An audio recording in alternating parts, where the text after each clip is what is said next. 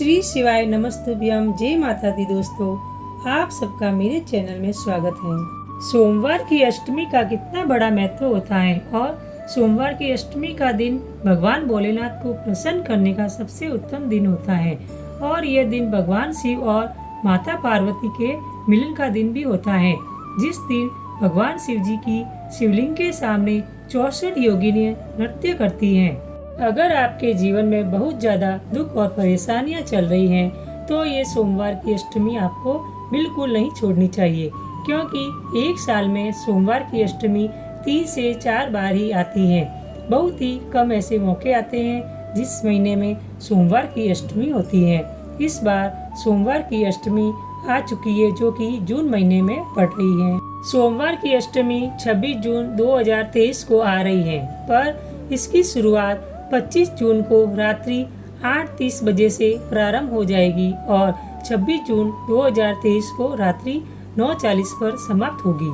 सोमवार की अष्टमी के दिन आप कुछ ऐसे उपाय कर सकते हैं जिन उपाय को करने के बाद आपके जीवन में निश्चित ही दुख और समस्या आ रही होगी, वह आपके जीवन से दूर हो जाएगी।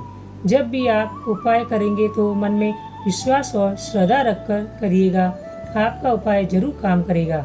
सबसे पहले हम आपको सोमवार की अष्टमी का सबसे बड़ा उपाय बताएंगे, जिसे आप अपनी सब दुख और समस्या के लिए कर सकते हैं। जैसे कि आपके घर में बहुत कष्ट और परेशानी है, धन की समस्या है या रोग और बीमारी है, उन सब तरीके की दिक्कत समस्याओं के लिए आप इस उपाय को कर सकते हैं। यह उपाय 31 चावल, 31 बेलपत्र और 31 हरे मूंग के दानों का है। इस उपाय में आपको सोमवार की अष्टमी के दिन सुबह सुबह 31 चावल के दाने, 31 बेलपत्र और 31 ही हरे मूंग के दाने तैयार करके रख लेना है। यह सामग्री आपको आपके घर से आसानी से मिल जाएगी। इस उपाय को करने के लिए प्रातः काल सुबह का समय उत्तम है, और अगर किसी कारणवश आप इस उपाय को सुबह नहीं कर पाते हैं, फिर आप इस उपाय को शाम के समय प्रदोष काल में भी कर सकते हैं। चावल के दाने आपको भगवान शिव की चौखट पर अपने मन की कामना करते हुए समर्पित करना है। 31 हरे मूंग के दाने भगवान नंदी बाबा के उस उठे हुए पैर के पास रख देना है। 31 बेल पत्र पर आप चाहे तो पीले चंदन का टीका बीच वाली बड़ी पत्ती पर लगा सकते हैं। उसके बाद में आपको इन 31 बेल पत्र को एक साथ जमा कर भगवान शिव की शिवलिंग पर, जहां माता अशोक सुंदरी का स्थान होता है, वहां पर समर्पित करना है। दूसरा उपाय इस प्रकार है। इस उपाय को आपको जब करना है जब आपको सरकारी नौकरी या अपने मनपसंद की नौकरी की आवश्यकता है, आप लंबे समय से किसी नौकरी के लिए प्रयास कर रहे हैं, आप एग्जाम देकर थक चुके हैं, इंटरव्यू देकर थक चुके हैं, जब भी आपकी नौकरी नहीं लग रही है, तो उस स्थान पर आपको सोमवार की अष्टमी का यह उपाय करना चाहिए। इस उपाय में आपको 7 बेलपत्र की आवश्यकता होगी और केसर से बने हुए चंदन की आवश्यकता होगी। उसके बाद में आपको एक छोटा सा लाल कपड़ा अपने साथ रखकर ले जाना है। इस उपाय को आपको प्रातःकाल सुबह सुबह करना है। मंदिर पहुंचने के बाद भगवान शिव जी के दर्शन करने के बाद आपको भगवान शिव जी की शिवलिंग के पास में आकर बैठ जाना है। अब आप लोग केसर का चंदन बना लीजिए और अपनी वह 7 बेलपत्र निकाल लीजिए। बेलपत्र की दोनों साइड की पत्तियों में से पहली पत्ती पर माता जगदम्बा जी के नाम से केसर के चंदन से बिंदी लगानी है और दूसरी पत्ती पर गणेश जी और रिद्धि सिद्धि के नाम से केसर के चंदन की बिंदी लगानी है। इसके बाद में 7 बेलपत्र की बीच वाली जो बड़ी पत्ती होगी, उसके ऊपर इसी केसर के चंदन से आपको ओम लिखना है।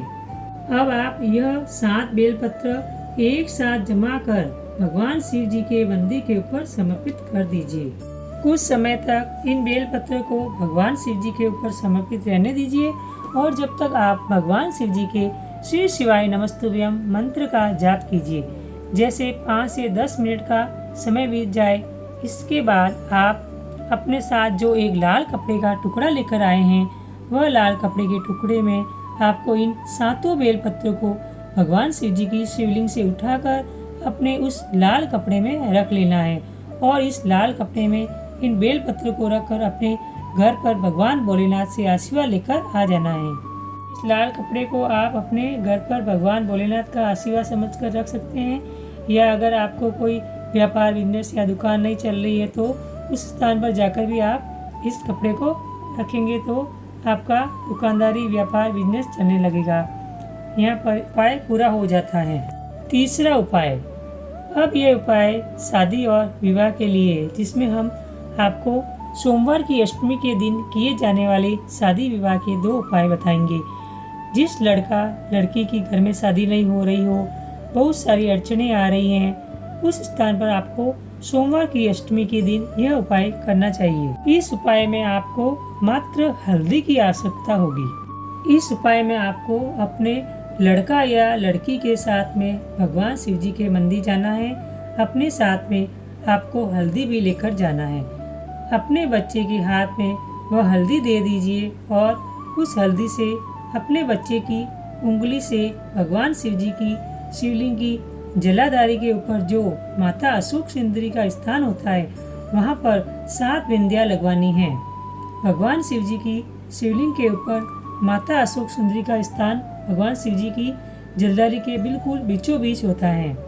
जिसका विवाह नहीं हो रहा है उसको अपनी उंगलियों से हल्दी की 7 बिंदी माता अशोक सुंदरी वाले स्थान पर लगाना है। उसके बाद में अपनी दोनों हथेलियों को माता अशोक सुंदरी वाले स्थान पर एक बार लगाना है। अब अपने दोनों हाथों की हथेलियों को माता अशोक सुंदरी वाले स्थान पर एक बार लगाकर इन हथेलियों को सीधा किसी बड़े वाले पीपल के वृक्ष के पेड़ पर 5 छापे लगा देना है। यहाँ पर यह उपाय पूरा हो जाता है। धन्यवाद दोस्तों मेरी वीडियो देखने के लिए, और ऐसे ही वीडियो के लिए मेरे चैनल को लाइक, शेयर और सब्सक्राइब जरूर करें और कमेंट्स में हर हर महादेव जरूर लिखें।